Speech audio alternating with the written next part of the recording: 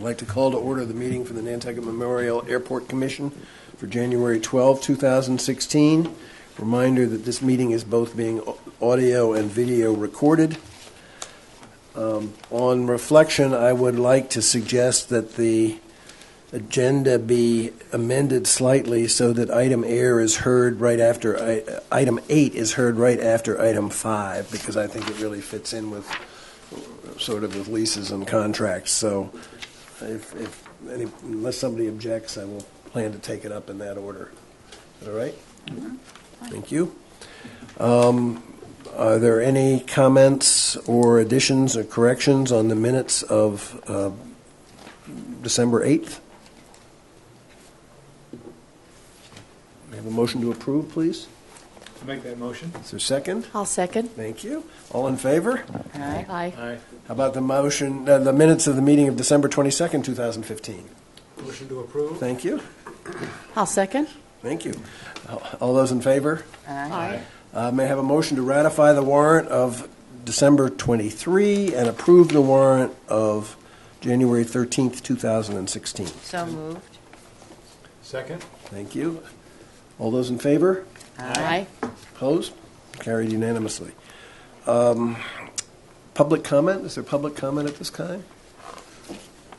Thank you. Pending matters. Formerly used defense site status.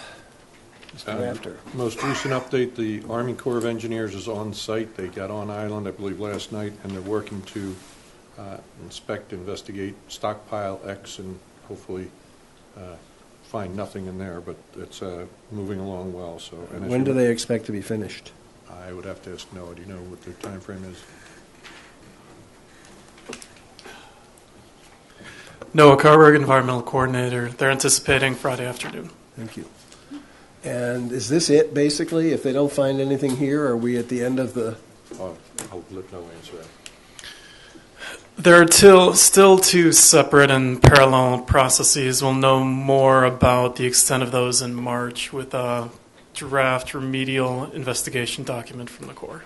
Which will say either nothing has to be done or something remains to be done. Is that correct? Correct. Okay. Thank you. Any other questions on that matter? At least they're here. They picked the coldest day of the year to start. General fund repayment proposal and discussion of in-kind services, Mr. Rafter. There is a proposed agreement in the packet that has been developed by Town Council and the Finance Department. This latest edition has in-kind services. We have a stockpile of materials that the DPW is in need of that we could provide to them, and they wouldn't have to go out and purchase it. So that was the background why we asked for the in-kind services to be added to the agreement. There's a handout, I think, for Exhibit A. Exhibit B is not included, but it's simply going to be a copy of the certified ATM vote for these the articles. So I'm going to ask that the Commission approve in concept this document. The process would be they'd like to take it to the Finance Committee when we present our budget to them on the 25th, and then the following Wednesday to the Board of Selectmen. Once they're all in agreement, we'll send it on to the State Department of Revenue, Mass DOT, and FAA for their approval. Is there a projected income that you're expecting or not? I'm sorry, projected income or, in kind? What are you thinking will balance it out, how it will balance out? In the 17 budget, there's 35,000 that would be in there. The current value is estimated at over 300,000 of the materials that we have in stock right now. So we would hopefully offset at least that first year. And as we continue down with our apron rehabilitation program, we would continue that process as they need it. Thank you. Any other questions? Just for clarification, what is the town going to do with the material? Is it construction? That is no concern of ours. As long as we charge them enough, Dan. That is correct. We are in agreement with the rate. They are not using it for tooth fillings, I assure you. Okay. No, they use it for certain roads, and it's good, clean millings, and it makes a good hard packed surface for road. No, that's great. I think it's wonderful. It's- Do it's- you participate in the value of this transaction as we go along? I mean, Yeah, we established a quantity. DPW gave us what they thought the value was. We checked it against what we would pay for this material. And then what they're doing is Johnny and the crew deduct how much they take as, they come and get it. so you're involved in the value of it. That's Yes, all. that's Yeah, right. oh, yeah. And also, if they take more than $135,000 worth in this fiscal year, the credit carries forward. right? 235. If the credit will Well, carry. no, this year it's 135. This year, This yes, current yes. fiscal year, Right. yeah. Yeah, I think the MOU says that like any year, right, yeah, that we have. Exactly. But I just wanted for the rolls over. public to understand. Yes, Right. we'll get full credit. We'll get full credit, but maybe not all at once. Not in Right. the fir- yeah. Right. I think it's a fair agreement, and, the town, Brian Turbot did a good job, and he understands, they don't want to put us in a burden or anything, so I would recommend the approval of the agreement. Are there any other questions or comments? None. Is there a motion to approve the agreement with the town of Nantucket for the repayment of the transfers from the general fund in fiscal years 2012 to 2014 in cash or in kind according to the schedule in Exhibit A? I'll make that motion. Is there a second? I'll second. Thank you. Any further discussion? All those in favor? Aye. Aye. Opposed? It's unanimous, thank you. I think we're all very glad to have this set and behind us. Get the process started. Yeah, exactly. The gift shop rent abatement request, as I understand it, we sent her a letter. We offered to have her come into this meeting and discuss it. She has declined. The tenant has declined to do that. And I would suggest that for the moment we take this off the agenda. Pending leases and contracts. We have a number tonight. The first is a contract with Superior Tire and Rubber for $1,074.74. It's a spare snowplow blade for one of our loaders, again for snow removal. And stop me if you have any questions as I go here. But the next is a contract with Jacobs Engineering. This is in order to process the final invoice of the master plan to close it out. We had to do a new contract because the other one expired, and to meet the procurement regulations, we had to have a new contract. Then we have a letter of agreement. Excuse me, is 90% of that covered by a grant? Yes. Okay. 95, I believe. Well, 90 from the Yes, feds. 90 and 5. Five from the state. Next is a letter of agreement with Anderson and Krieger for legal services, and again, this is in order to meet the procurement requirements. We have to have a letter of agreement over a certain threshold. And we have a contract with Lakes Region for the annual fuel farm inspections for $128,500. It's 3 years expiring December 31st of 18. There was one other bidder at $139,000, so they're the low bid on that.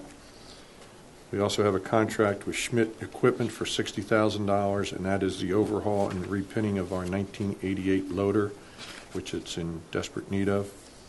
But it will give us a very nice rehab piece of equipment when it's finished. The next one is pending. We did not get the contract back, I believe, from Marin. And the last one is a lease with Retrix Aerodrome, and Retrix is here this evening. We can either make it pending or, depending upon if they're ready to move forward. I think we have addressed most, if not all, their concerns. Unless, Kevin, if you have any questions or comments you'd like to add. Bradley, do you have anything to add at this point? I think the only question we Would would you have at this identify point, yourself, please? Kevin Bradley, Vice President of Operations with Retrix Commercial Aviation Services. The only question we would have at this point is the initiation date of the lease term to begin upon commencement of service or occupancy of the space. So other than that, we're in agreement, and we're looking forward to serving the island. I think we can make those changes. What do you have an estimate of the? We'll occupy the office space in May for the JetBlue operation and ticket counter space pending DOT approval. Right. So we're hoping for April, May, June timeframe. Okay. We're moving forward with the aircraft selection. We're narrowing it down to the King Air 350, so it's a step up from where we were last month when I first met you to discuss this. So we went from the 200 to the 350, And we're also looking at the de Havilland Dash 6, and we are moving forward with the Canadair CRJ 200 for future service. So, but at least to start for the Nantucket Hyannis run, we're looking at the King Air 350. And this is the same agreement that we saw last week, or Correct. last month, right? Yes, there's just some minor changes Right. with regard to address and some other things. Right. I mean, is there anything of substance we need to know about before we vote on it? No, I don't think there's anything significantly different. It's So the effective date would be upon initiation of the service, or, I'm sorry, you said May 1st, whichever is earlier? May 1st Whichever. for the back office, for the JetBlue support, and for the ticket counter upon approval from the DOT would be our expectation. Do we divide it up that way? We can write it, either or, whatever comes early first. Might I suggest that we get the thing in final form? We're going to have an executive session next week. Can we get the thing in final form and get it out to the commission and have a brief open session at the beginning of the meeting and approve the contract after we've seen it with the changes? Okay. Is that all right with you, Mr. Bradley? Perfect. Thank you. Thank you. Thank you very much. All right. Emily Air request for sublease to Flyblade Inc. We need to take a vote on the Oh, I'm sorry. pending leases and contracts. I would make a motion to approve the pending leases, contracts, and agreements shown on Exhibit 1, accepting Marin Construction and Retrix. Well, Rectrix isn't on here. The handout. Oh, okay. So I'm assuming that is, I'm sorry. so the one dated Exhibit 1 dated January 12th, We will, to be specific. all right. So that's 5. Superior Tire and Rubber, Jacobs Engineering, Anderson and Krieger, Lakes Region Environmental, and Schmidt Equipment. That is my motion. That is your motion. Is there a second? Second? All those in favor? Aye. Marion Construction, we will postpone until we hear from them. Yes. And Rectrix will be taken up at a special commission meeting next Thursday. Next Tuesday. Tuesday, Tuesday. which is the 19th. Okay. All right, sorry. Thank you, Mr. Gasparo, keeping me honest. Emily Air, Mr. Rafter. We have a request from Emily Air LLC to, we have one here for sublease, but I'm not sure the way the document reads. It reads as an actual lease of the entire facility, I believe, to Flyblade Inc. And But the lessor in the agreement is Emily Air, not the airport. The landlord in the agreement is, the way it's written, is Emily Air. okay, but they're essentially leasing the entire facility to Flyblade. I have a number of concerns with this. Flyblade. Should we maybe ask Mr. Cunningham to come up and tell us Sure. what this is all about? If you would, Mr. Cunningham, please.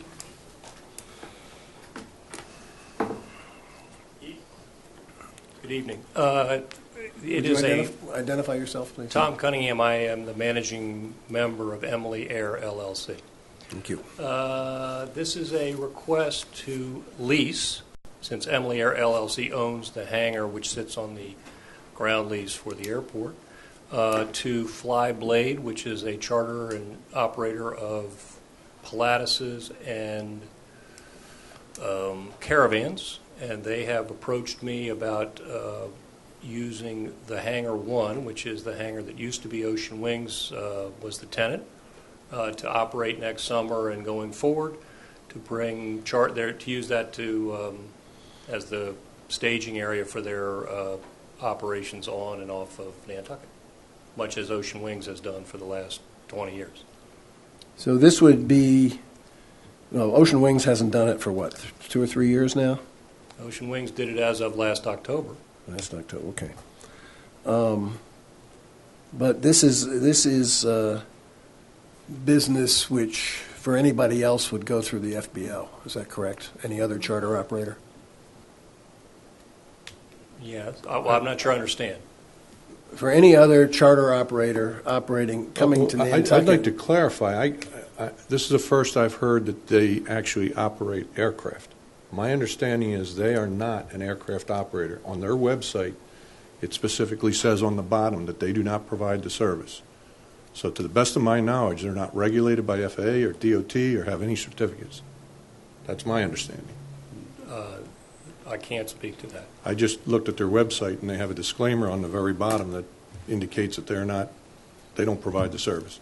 They have a number of affiliates, which are referenced in the document, the lease, but they do not provide service and are not regulated to the best of my knowledge. And I have a question as to whether or not they're even whether it constitutes an aeronautical use. Because they are a service provider that puts passengers together with air service. They're an aggregator, basically. Essentially, a broker. Yeah. Well, I think that this is a use of technology by which they have members who are utilizing their app, and they provide seats on charter aircraft at regularly scheduled times between various points. They have operated for some time in the New York area, and they have served here, to my knowledge, in the past. They'd like to increase the amount of operations they have from Boston and from New York to Nantucket, and much as Ocean Wings did, they found it advantageous to have a dedicated facility. I think that the question as to whether or not they're regulated or not, it's clearly an aviation use because there are people getting on and off airplanes on one end and on and off airplanes on another end. But in essence, they're operating the FBO. They're not operating an FBO. They're operating a waiting area whereby isn't that what an FBO is? Well, then what was Ocean Wings doing? Ocean Wings, at least, was operating its own charter service out of there. Well, I'm not sure that Mr. Rafter is correct in his characterization. Well, I'm not sure he's right or wrong. Well, I didn't know that it was an issue. I think the analogy I could use is that they're the Uber of air service. And we have gone through a number of issues with the Ubers and sidecars, and the entire industry is going through that now. There are issues with regard to insurance. There's issues with regard to reporting. Who are these affiliates? How are they going to report? How are we going to be assured that we have the landing fees? And more importantly, the security aspect of it. This is immediately adjacent to our SIDA area, and we have a number of affiliates of unknown who they're going to be, carrying unknown passengers. And if all those affiliates weren't connected by Flyblade, they would be coming through the FBO. Is that correct? Blade currently operates through our FBO. They have been, yes. Well, but still, my question is, if they were not being aggregated by Blade, they would be operating through the FBO. Yes, and even if they're aggregated by Blade, they come through their air service providers come through our FBO. So I'm not exactly sure what the question is. They're currently operating through our FBO. If they were the tenant, they would be subject to the same security issues that I'm subject to as the owner. Their people would have to be badged. They would have to be, they would have to pass whatever security you have. You now I have an obligation to report as an operator on the island of what I use, how many landing fees. Those don't seem to be a problem. If I may, Tom, the difference here is that we're now further than arm's length away from the actual person who is going to be responsible for providing the transportation. That's it. We now have a sublease to a tenant of ours, to an individual or group that doesn't have any, if you will, provision of air service, and we don't know what the relationships between them and their providers are. So, again, I'd like to run it by our legal and insurance because I think there's a number of issues. What does Blade do now when they land? They come through the FBO. And do you have any problem charging them? They're in an area. No, we have no problem charging them. We have control. We can tell who they are, and we have physical control of where they are. We can see where they are. And did you have any trouble with Ocean Wings? No, they fly the airplane. I'm not sure I understand the distinction. I'm not trying to be argumentative. I just don't understand the distinction. The airplane lands on your airport. What trouble do you have? There could be They're going to buy multitude. fuel from you. They're going to. We don't know the volume. We don't know who they are. We don't know who these affiliates are. And we have no, how, so Blade is going to be responsible to report to you the numbers, and you report them to us, and their affiliates Blade going will to be report your to Blade? tenant. No, Blade is not our tenant. Blade is your, but you have to have a business license if they do this. They'll be accountable to you just like they are now. And how can we be assured that their affiliates will be reporting through Blade to us accurate numbers? How do you know I was telling you the truth? If you weren't, we could audit you. And we had I guess some- if we, you- we if have you don't something. like Blade, you we could had, audit No, them. but we had collateral to go back on. What collateral? You're hang whatever. We can go. We can. There's So other have them ways to post a collect bond. things. Excuse me, I have- Mr. gonna say- Gasparo? I'd like to, Joe, to jump in here if I could. I think that there's sort of two separate issues that are of concern to me, and one being the sublease to then aggregate operator.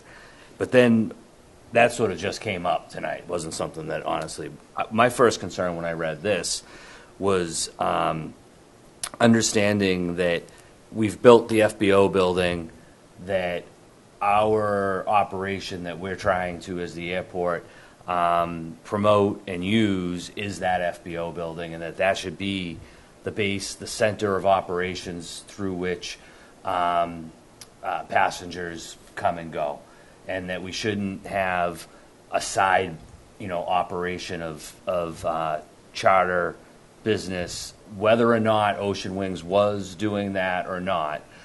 I think that was something that had been going on under a previous regime and administration, perhaps carried forward. Of course, it predated. It was with the old, sort of substandard FBO. I think we need to look at, if we're going to enter into an agreement right now, we have to look at where we're at in 2016. And my feeling is that the charter operations should come through the FBO. Which, with all due respect, was an issue that we discussed before when Tradewinds and other operators who come through the FBO who are utilizing the airport's personnel for the purposes of facilitating their operations at the cost to the rest of us who are operating here. So we went through this whole dialogue about how we were going to charge them or try to increase their fee structure.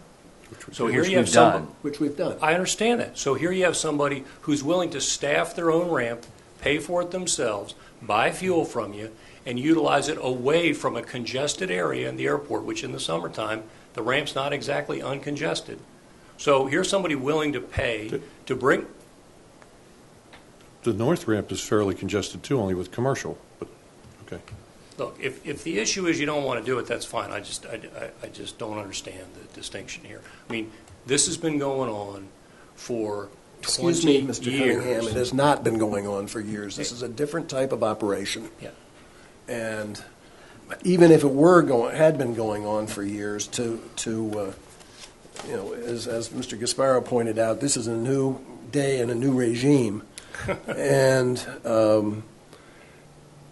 to get into a 10-year arrangement with these people, which this, in effect, allowing you to sign this lease with them or lets them to do with a 5-year right of renewal, is not something that I'm comfortable with or willing to do right now. Could you give me some guidance as to what you might be willing to do? The building will remain empty, which, of course, is a financial burden on me, not to mention, it doesn't do much for the airport. I guess an individual like me who could own it, and I can use it all I want to.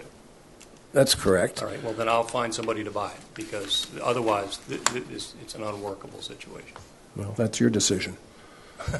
Well, if I may, one of my concerns as well with, the way Ocean Wings may have operated versus Blade is I think that, given the technology and what they're doing and the advertising, is that you're going to see a much higher volume and I think a higher utilization rate than you would have seen with Ocean Wings. Now, that's speculative to some extent, I agree.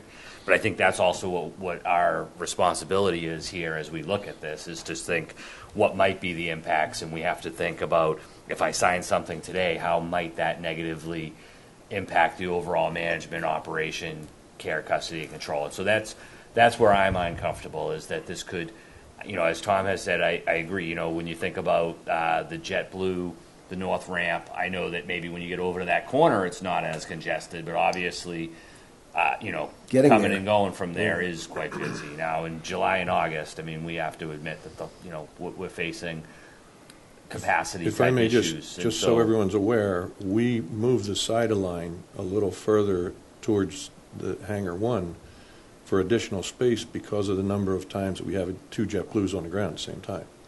So We eliminated 4 tie-downs over there. Okay, so I need to understand that the concern here is that we're going to bring too many people to the airport. No, only into that area, right? Let's Well, bring them but- through but- the FBO, I guess, is my concern is that's where all of our base of operation are, instead of having them off into this other area with what I would see as a potentially greater volume as well. I think, before anything else, if we were to take this any further, the first thing we would have to do would see whether the TSA would agree to it. Would we not, Mr. Rafter? that's one item, but again, it comes down to control too. So we have 16 different affiliates providing service to Blade. And they come in and they say, today I'm flying Blade or today I'm not. How do I know? So our records are as clear as mud. Mm-hmm. And did they pay a landing fee or didn't they pay a landing fee? I don't know. Did they come through there? Did they come through us? Did they drop off there and pick up at our side? Again, I'm not dealing with an airline or an entity. And I can tell you from my history, I always had a rule, I deal directly with the airline, not the passenger provider. The markets I came from had a lot of brokers, and they had passenger brokers. We would never license or regulate or deal with them. And that's essentially what these folks are. We deal with the airlines and air service providers, not the passenger connectors. That's just a recommendation. Comments? No, I tend to agree with what everyone is saying. I think if you've got so many other airlines or other planes coming, it's not feasible for me to have it done. Thank you. Again, it's not a question of too many people. It's too many people in that location in a somewhat uncontrolled environment because of the fact of all the service providers, again, who are not accountable to us, or there's no string to make them accountable to us. And I think to maintain an orderly operation, I think that's necessary. And I think we should probably go on record with a decision. You said it much better than me. Would anybody like to make a motion? I would make a motion not to approve the proposed sublease of Hangar 1. The ground lease. Yes. I'll second that motion. Is there further discussion? It sounds to me like this could, I don't feel prepared to vote one way or the other here on this. It sounds to me like I don't have enough experience to evaluate whether this decision is good, bad, or indifferent. I don't know if there's any way to exert to get the kind of control over this area that we would want to have. What do you think, Tom? Is there any way to put some control on this situation which would make you satisfied that we're I've reached out fees, et cetera, I've reached out to some of the industry folks to find out, how they've been dealing with this. Again, the direct analogy is Uber. Uber on the air side had a number of issues. San Francisco Airport took a lead. They developed their own app to be able to put a geofence around and control the Uber operators or type of operators so that they could maintain the integrity of their revenue control system, their reporting system, and a number of other things. Insurance was one of the big issues, too, with that. So it's a very direct parallel. This is the same type thing. It's an app-based air service provider. If we could have some mechanism or control, but the technology I don't believe is there just yet. And that's a problem. If somebody does skirt it or whatever, or misses or whatever, how do we audit a third party that provides the third parties are multiple affiliates? I see how it might impose a burden on the airport to do some flight following on this operation. I mean, there's also some revenue issues that we need to face up to, which are that, certain services that we provide through the FBO could be circumvented. Now, the answer to that might be, well, they probably were under the prior arrangement with Ocean Wings, but that's no reason to let it continue. But our agreement there was with one charter operator as That's right. opposed to a company that, and then there's several charter Mm-hmm. operators. So not one of those is individually accountable. That's right. That's the way I understand it. But perhaps there is some way to make it work or I don't know. I just think it needs some, obviously we're not going to approve it tonight.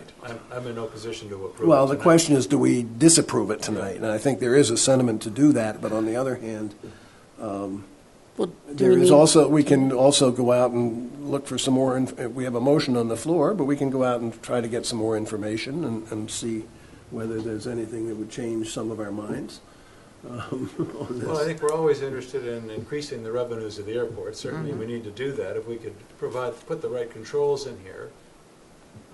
And I don't know, maybe that's impossible, given the physical setup and the situation. Well, I'm just saying you got a guy here that's got a lease, he'd like to sublease it, he'd like to get out No, from under the burden. I understand that, and if I were he, I understand his position a bit. From an economic point of view, I'm just wondering how we can satisfy us and satisfy that economic interest. I I will, may. I will take down, I'm just making some notes of some of the concerns that were expressed tonight, and if we can go back and check them off, if you will, and find a way to address how they may be, how they may be addressed. Congestion's one thing, so we might be able to limit it. Reporting's another, how do we get our arms around that? I still don't know the answer to that. I got to run it by insurance and things to make And sure. security. everybody has, Security and is security. yeah. So they're the four items that I have heard this evening, and I'll go back and see if we can, if there's a way we can address these things.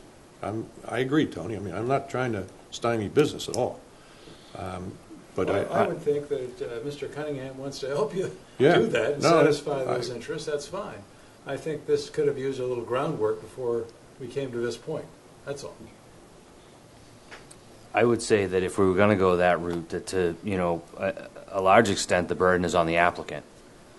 And that, that really Mr. Cunningham should come up with a proposal that tries to address and works with Tom, and that it's not all work that we're doing to try to make this work. If he wants to make it work, then come to us with, I'm willing to table the motion in an effort to see if there is a way. But my general sense is that I'm still not sure that it would get me there.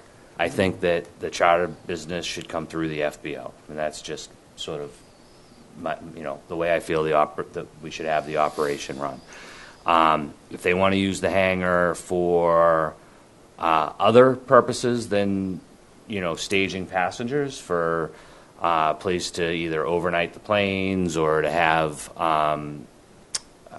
material stockpiled, that sort of a thing, I would feel differently. But I'm personally, Sounds to me like this company is not interested in doing that. I can't imagine they would be, but I'm just trying to say where, as you're asking for sort of a discussion on, where each of us stand and what it could be used as, I just don't think that that's where the charter business should be coming and going from a management point or an operations point of view of the airport. Mm-hmm. We built an FBO for that purpose, and that's where I think the passengers should come and go from if Or it's not the maybe terminal. it might be helpful if we heard from Blade to find out exactly what they envision, what their... Again, burden, Yeah, they may the be able to applicant address some of it, too. wants to give us more information, but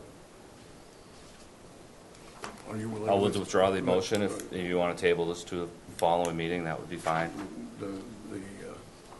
Mr. Cunningham? So naively, I hadn't anticipated this being this controversial, but obviously Blade would be more than happy to come and meet with Tom or whomever and talk this through. I can't speak for them. I was simply a landlord looking to have an aviation use for this hangar and its associated space. Naively, I thought this was not a significantly different use than had been, though I appreciate past is not prologue. Having said that, I would argue as an operator on the airport for a long time that pulling some stuff away from the general aviation ramp and the FBO in the middle of July and August when you can't get to it might actually be advantageous. Ocean Wings did operate 600 or 700 flights in a 10-week period on that ramp for years without bothering anybody. So security was never an issue. We were all badged. Blade is clearly talking about having full-time staff there, just as Ocean Wings had for years. So to the use of the hangar, it's not an adequately sized hangar to deal with the airplanes that they're using. The tails are too high on both a Pilatus and a Caravan. You So- mentioned Pilatus and Caravan, and just a note on their website, I saw none of those, but that's why I'm trying to find out.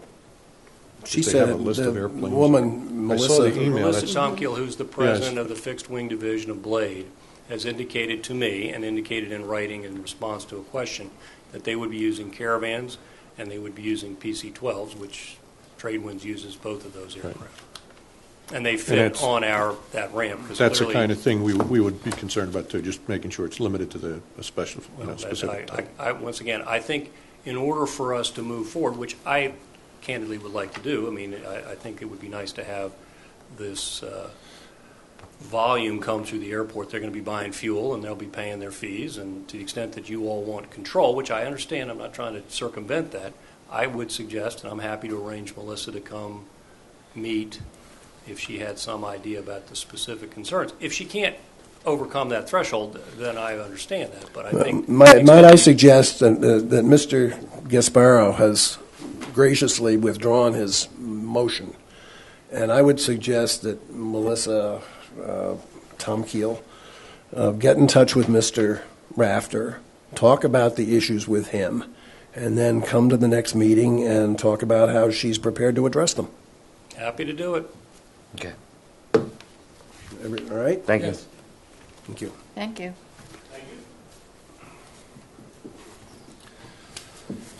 All right.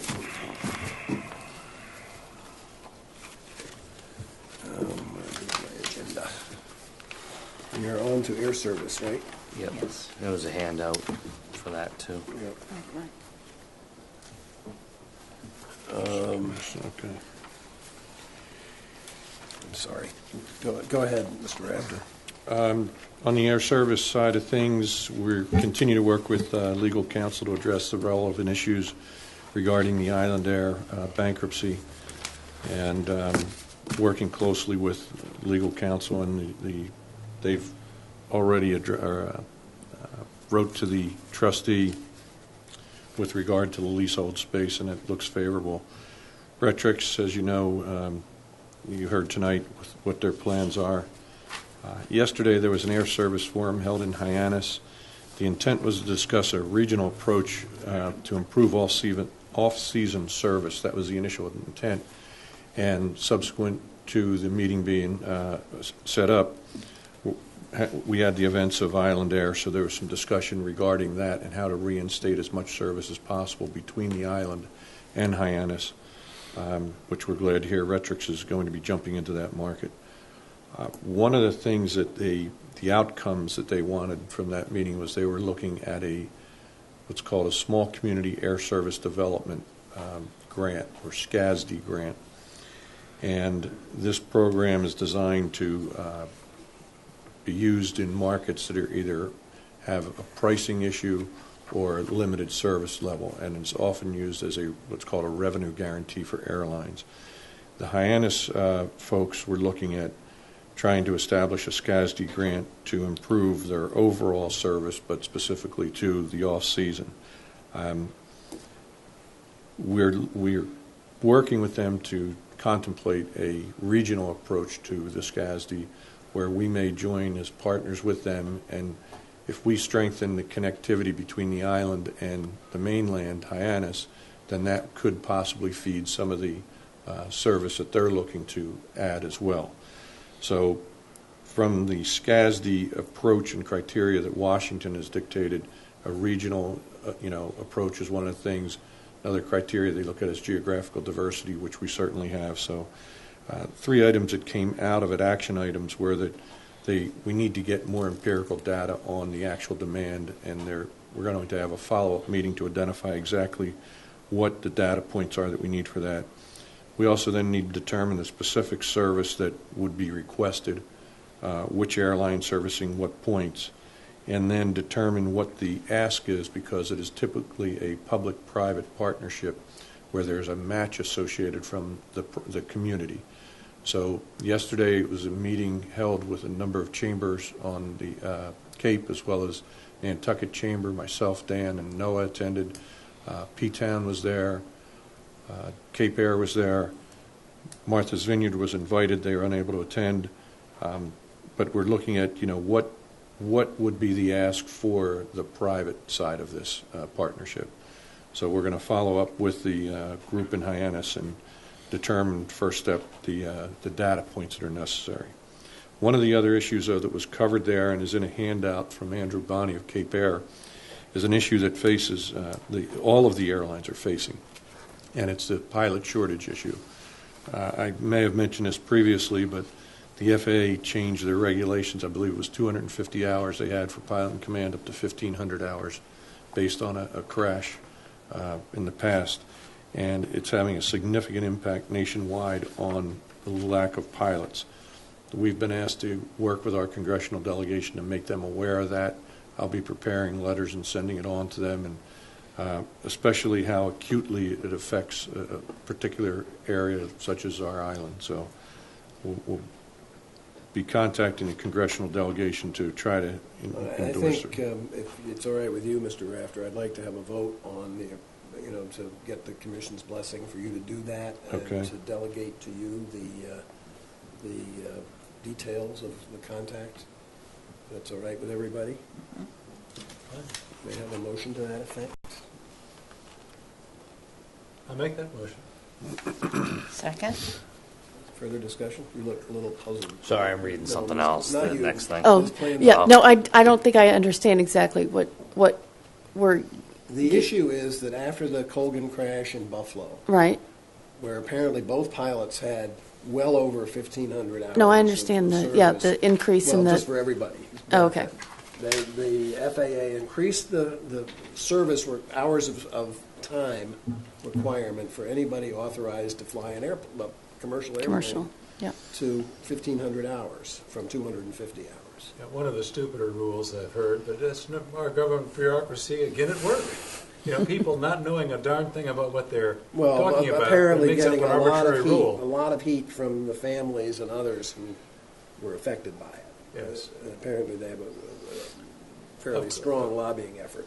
Yeah, nothing like a good lobby effort to get you a bad law. And so the idea is that until we all start making some noise, that lobbying effort is going to prevail. And it I'm may all continue for to prevail. I'm all for putting a little heat. I think that's a ridiculous rule. People make carrier landings in the Navy after 150 hours of time. The amount of time is irrelevant to the quality of the pilot. It's the quality of the training that's important. And but nevertheless, we're not here to run a pilot education program. But I think it's great that Tom would do that. And he should be encouraged to do Oh, that. so we want Tom to do what? What are we We doing? want Tom to bombard our congressional delegation To have that to changed. have that change. Oh, None of whom okay. knows beans about an airplane. They can't Gotcha. tell an airplane from a roller skate. But if they can do that, that's great. All right, I think that's enough of the gratuitous comments, Mr. Buscarin. Thank you. So that's the motion, as Mr. Buscarin so articulately formed it. Is there a further discussion? Was there a second? I second it. Thank you. All those in favor? Aye. Opposed? Carried unanimously. Please keep us posted. Will do. One other item on the air service. There were some letters to the editor last week that were written to the paper, and I think there's some clarification that is necessary. And I don't know if I think it's a handout. There's a draft response or letter to the editor giving the airport's position and clarification on some of those items. I read it. Looks good. I had one thought. I think it looks great. Was whether or not we would want to expand a sentence or a paragraph mentioning the fast ferries and the impact of the town subsidized busing and parking. Now I know we might not want to, because I think that the letter goes to address the letters in the paper the last 2 weeks, but in fact there's been letters essentially the last 3 weeks. And part of, as I see the overall, part of the pressure and difficulty that, the aviation community faced is from the pressure applied from the increase of service of the fast ferries, and I really don't think that it helped when the town subsidized free parking and busing. And I didn't know whether you thought you wanted to I add think it something. is a subject we should address, but I think separately, Fair enough. because that. Okay. it's complex enough, and Yeah. there were enough points we tried to get through in this letter. It's fine. I Without- just wanted to bring it up. Dan, I agree. I just see it's another- Let's stay focused on this issue. If I may, I'm sorry, I missed a little bit in the update on the meeting from yesterday. One of the topics that was discussed too was a regional approach to all transportation and a level playing field. And there were some concerns expressed about whether it's boats or whatever, but there should be a regional approach to this. And I think Mr. Cunningham spoke here once before. They're in a different arena, and And accountable to nobody, essentially. well, I think the playing field needs to be leveled accordingly in all modes of transportation. But that's going to be a long, hard fight, and I think in the meantime, we need to do some education. It's fine. Yeah. I just wanted to bring it up. No, I mean, I think we need to start the education sooner rather than later. Maybe we should have a column in the paper that we get to write Matt's every here. week. Why not, Matt Dan? I is think here. you should volunteer for that. I liked the picture of you in the paper the other day. Good. Thank you. Yeah. It's been there before. Same picture. I won't ask when it was taken, although it's certainly a reasonable facsimile. Anyway, that's the letter. I slightly revise the penultimate paragraph based on what we heard tonight, but the message is essentially the same. Okay, everybody agree? Again, can we have a vote to approve this letter, since it is really a commission response to the? Make a Make motion to to send. approve the letter. Is there a second? I'll second. Thank you. All in favor? Aye. Thank you. All right, moving on to airline incentive plan, The which is proposed part update of this whole deal. is in the packet for the incentive plan.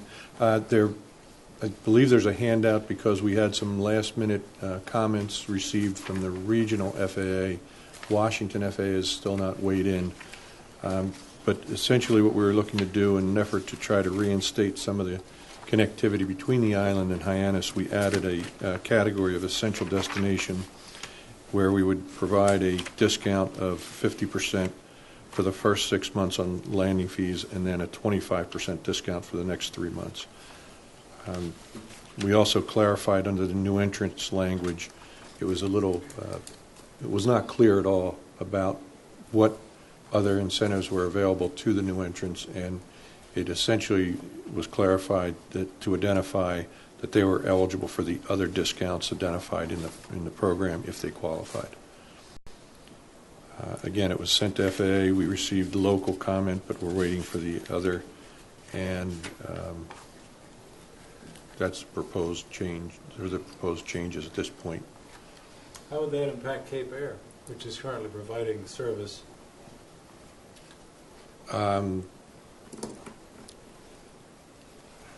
It just seems to me that here we're offering some benefits for somebody new to come in, but we've still got Cape Air's already there. We're still charging them, I guess, the full But that's rate. why we didn't give it a large discount. It's not that great, but Right. if Cape Air adds flights, their flights, any additional flights would be covered. In other words, the ones that they added to Hyannis Okay. would be I'm- covered under that. I'm just saying, if I'm Cape Air, I'm kind of wondering, Yeah. what about me? No, the additional flights at Cape Air put, I believe, 12 or 15 into the market per week. Those flights would be considered, they're eligible. Okay, Yeah, it would have to be fairly distributed. yeah. It cannot be geared to one carrier. And they have to apply for that, correct? Yes, If I according read to this that, they correctly. have to request permission, yes. Why is it retroactive to June?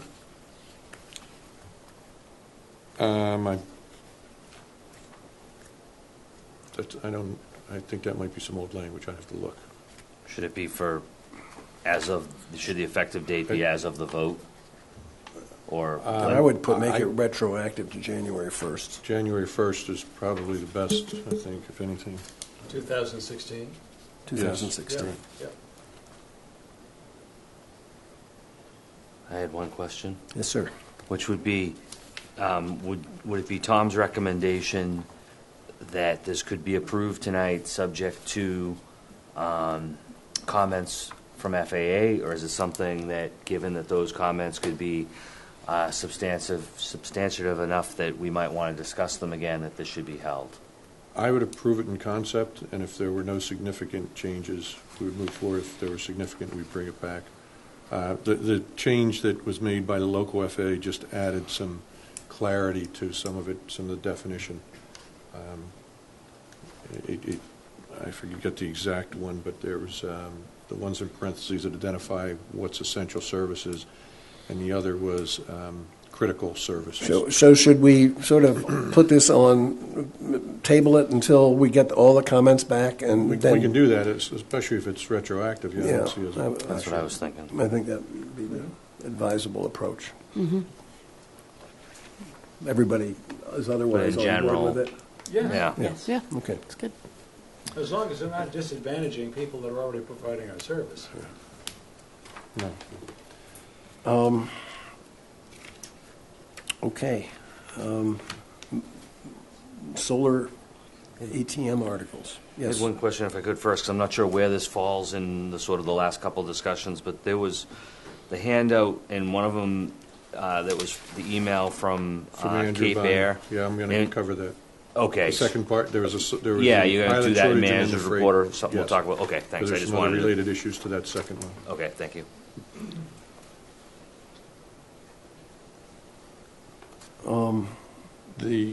Go ahead. The item on the solar ATM articles, we've been advised by town council that they've made a determination that the prior town meeting, Article 18, covers what is needed for the solar arrangement at the airport, that being the lease of the land to the town.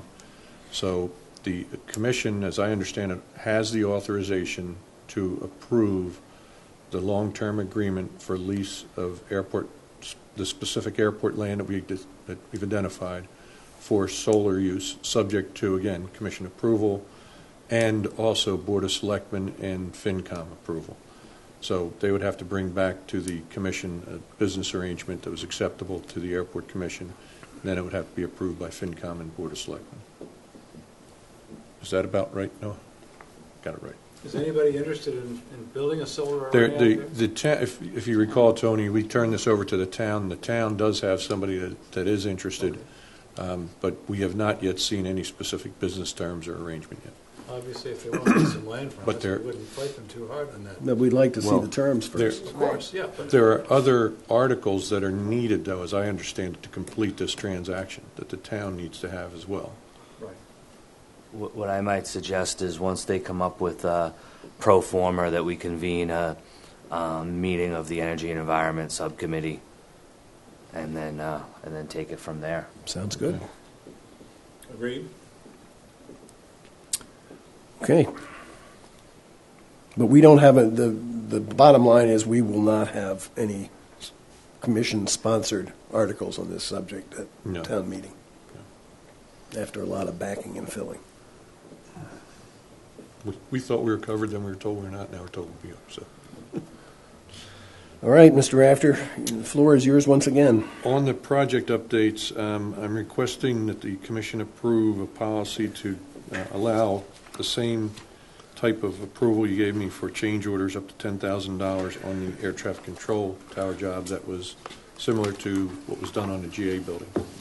And essentially, if you recall, the commission authorized me to approve change orders up to $10,000. We would report then to the commission which ones I did sign and approve, but anything over $10,000 required approval of the commission before getting executed. So I'd like to request a similar policy. I'd make a motion to approve the policy. I'll second. All those, further discussion? All those in favor? Aye. Aye. Next is ratification of some change orders, 2, 3, and 4. 2 and 3 had to deal with some steel issues. It was the size of a pipe and some clamps that had to go around it, which were unknown. There were estimates made, but until some walls were removed, they couldn't make a final determination as to what was behind the walls, the size of the steel. So there were some minor changes there. And the fourth one, PCO number 4, is a credit for an under-counter refrigerator that they're not going to be putting in.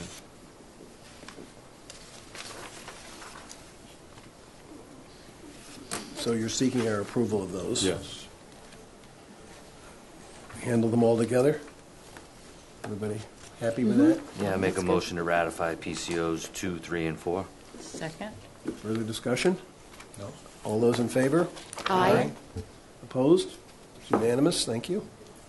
Additionally, on projects, we received the draft scope and proposals from Jacobs on our 3 CIP projects, the vault room rehabilitation, the interactive employee training, and the public address flight information display system project.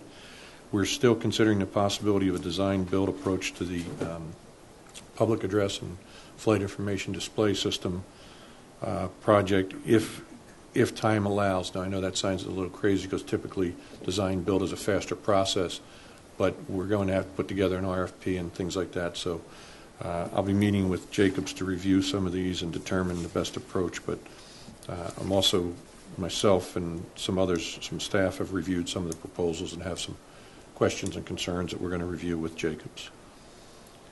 On the air traffic control tower, the work is continuing. This week they're working on electrical, ductwork, sprinkler system, and drywall. So they're moving along, putting the walls up. So it's moving along. It's still slightly behind, but we're hoping they can make up some of that work. The RFQ, RFP updates, the fuel farm pipe painting is being worked on, developing specs for that. Car rental RFPs were received and are being reviewed. Passenger boarding ramp specs are being developed. Janine worked closely with, I believe it was JD, in developing a spec for the HVAC oil burner geothermal systems, and has now circulated that to other town departments to see if there's anybody interested and if they have any comments. So that'll be very helpful to, I think, a lot of folks. That's about it on the RFP, RFQs. On the operations. Where do we stand on the advertising? Because obviously, in view of the revenue situation. Our advertising, I'm going to be in touch. I have a lady who actually comes in and works with airports to set up their own program. So I'm going to call her for a meeting to bring her in and have her work with us to establish our own advertising program. That way we cut out the middleman, we get the highest return. So we're hopefully going to have that within hopefully by the end of the month. We should have that. Okay. I will either the next meeting or I don't know if I have it for the special meeting, but the next scheduled meeting I'll have that. Just on an operational basis, as I mentioned previously, I have a meeting with FinCom on 25th to go over our budget, which we're working on a revised budget that I will have for the next meeting for the commissioners based on the island air impacts to address those, as well as a recovery plan for other revenues, or recovering the entire amount of the revenues. So I'll bring that back to the commission. Will you be able, I know Jamie's out, will you be able to have a projection for this year as to where we're going to end up? This year, yes. Jamie has already projected that. But I haven't done any of the offset. So we've identified what we project in the loss, and I don't think it's significant. Should be able to handle that. FY17 is what we're focusing on. I've made some very preliminary cuts to the budget in the number of 85 to 87,000. We're going to look at trying to get to 100 there. We have some other offsetting items that we can take 200 or so thousand off right off the top. And we're looking at some additional revenue streams that we were very conservative on our revenue budget with. So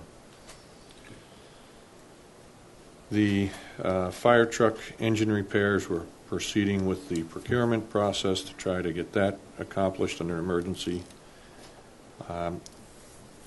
In the packet, there's also a handout, or it was either a handout or in the packet, from an email from Cape Air, Andrew Bonney, regarding the pilot shortage, but he also addresses a concern that he has about our rates and charges as they apply to freight. There are two different types of freight operation, as he expresses there. One is what he refers to as a retail business. The other is a full plane charter, where somebody will charter the entire airplane. And if you take out the numbers and run them out the way he did, it's a disproportionate approach if, for somebody that rents the entire airplane. How often does that happen? Do we know? I don't know. I can find out, but I don't disagree with his comments. I did indicate to him that we're going to have to be making a change to our rates and charges anyway, because of we have to identify the fees for the King Air that Retrix will be operating. So I'm proposing that for the next meeting we will have a beginning of the public hearing process for rates and charges, and we'll address the freight as well as the King Air fees. Does that answer? Isn't there something else we were going to include in that too? Yeah.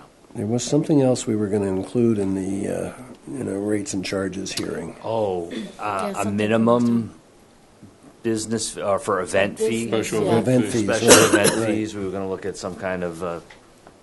Yeah, but I minimum. thought there was even another. That's true, but I thought there was even something else, Tom, that you and I talked about maybe. We can see if we I'll think take of it it. or not, as the case may be.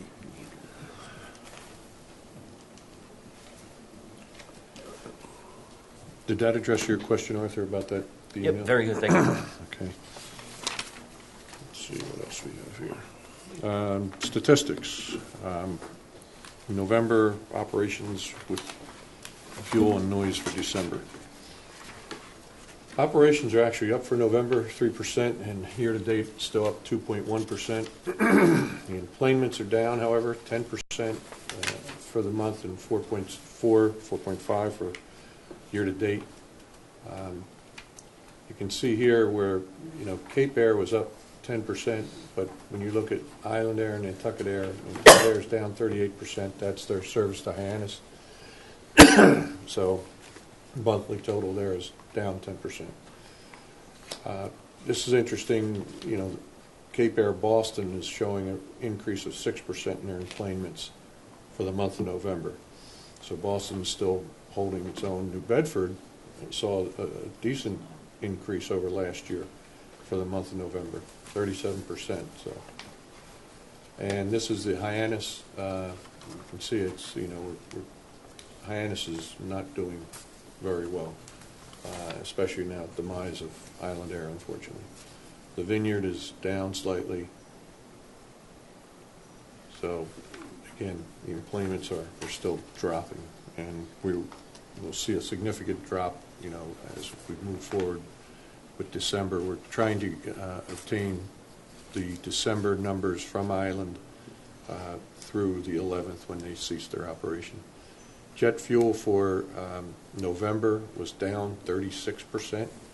Luckily, year-to-date, it's still up 4.6%. For December, it's down 37%. So we're seeing a significant drop in jet fuel. If there's any Was good news, that partly because it was good weather at? Stroll was part of it, or that was it for the December at least. Yeah. And November was the presidential fleet not being in. Right.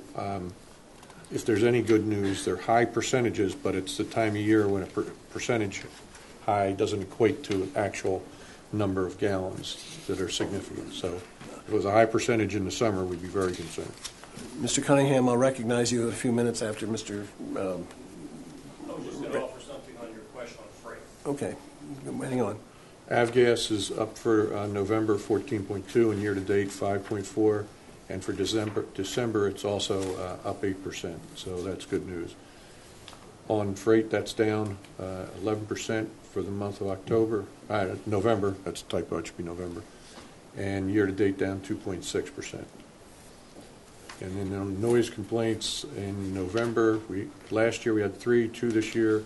They increased in December, predominantly around Stroll, and you'll see there were some helicopter flights and things in there, and I think it was 2 people that filed the 11 complaints. So, Okay. Any questions? I have one question on that last noise report. Did the 4 outside of the corridor by Pilot Choice get letters? Noah Garber, environmental coordinator. 1 or 2 did, where I could determine the tail number from air traffic control We're recordings. just doing the best we can. Thank you. and just one other note on the personnel side, Jamie and Noe Pineda both had their babies. Noe had a New Year's baby. Both had girls. So everybody's healthy and happy and doing well. I shouldn't ask this, but when does Jamie come back? I ask that every day now, Dan. No, she'll be in and out of the office this week, just visiting. But she has been very active, still answering emails and things. But she's doing, I believe, Thursday to just stop by. So I'll find out when she's going to be back in full time. She's still answering questions and Well, I'm sure providing she's been information very by helpful. email. I just Yep, was and curious. she has full remote access too. So. Mr. Cunningham? Mr. Chairman, on the question you had about freight, I do think I have a working knowledge of it, and the full airplane utilization is for the newspapers.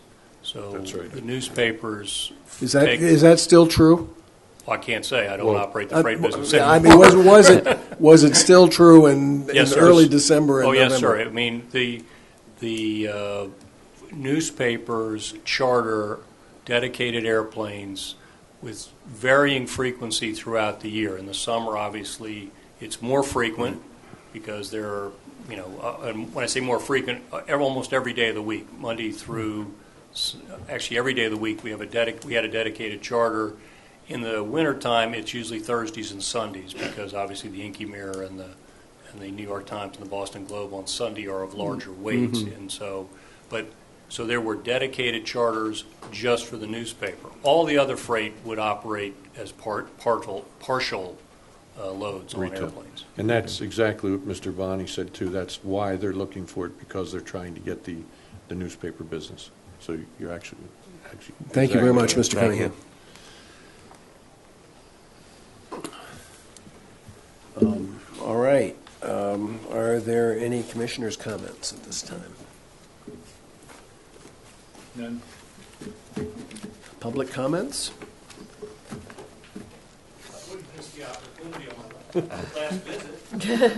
Well, no, you're going to be back next month, I think. I don't know that I'll be back. So I would just offer this. I'm bruised, and I'm sorry the island is not operating anymore, but I would offer this comment to the commission. I think you're on the right track when you talk about a level playing field. I think the concern I would have for us as a resident of the island and a user of the airport is that the unbalanced approach to transportation of the island created a great burden for many of us in the aviation business. And I was at the selectmen's meeting when they decided that parking for free and free bus service was a good idea, and I thought it was incongruous given that the town owns the airport. And I know Dan and I, sit on the same side of that equation.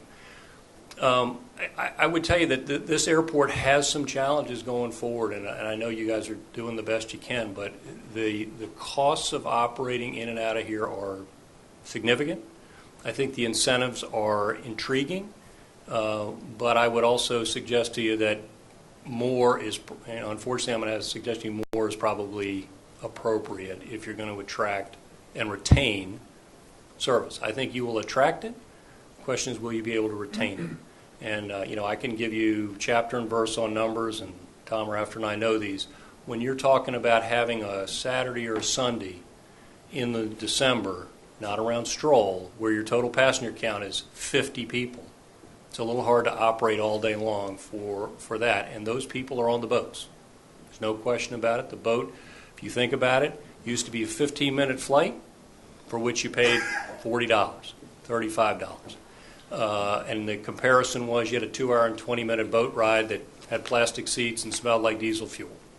Now you get a 1-hour flight a 1-hour boat with upholstered seats and Wi-Fi and a bar. and you can eat, compared to a 15-minute flight still.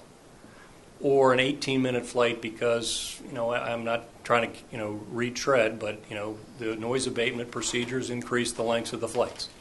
And that increases the cost, and it reduces the differential between the boats and the planes. So all of these things are interconnected. I know I made mistakes, and I'm sure I exacerbated the problem, but a lot of this stuff is also CAPE's problem and Retrix's challenges going forward. These things are universal to Nantucket, and they're universal to aviation. So I implore the Commission to fight hard for this airport, and I know that you do, but I think the selectmen need to understand that if they want good air service, that they're going to have to play a part in this as well as the region and other folks. It's an important link. We did it for 6 years, and we gave it the best shot we could, and we surely spent a lot of money.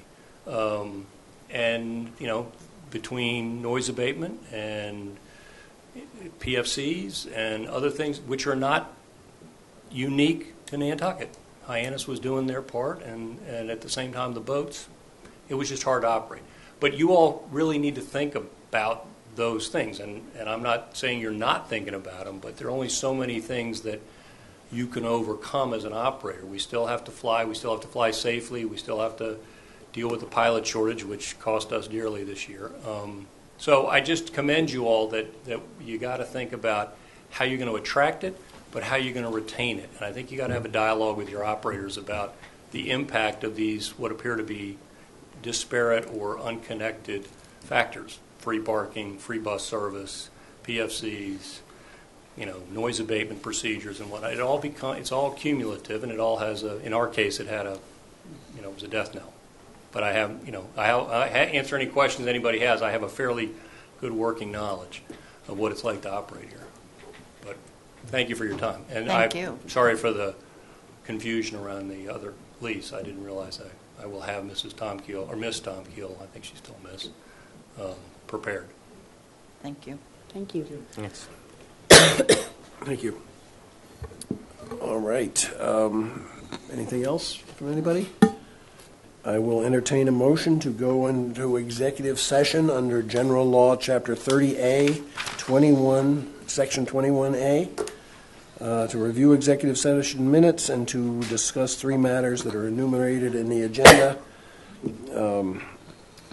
The chair having determined that an open session may have a detrimental effect on the negotiation or litigation position of the airport, and not to return to open session. Is there such a motion? I'll make the motion. I'll second it. Good choice. Thank you. We have to take a roll call. Mr. Buscarin? Aye. Ms. Topham? Aye. Ms. Planzer? Aye. Mr. Gasparo? And the chair votes aye. Thank you.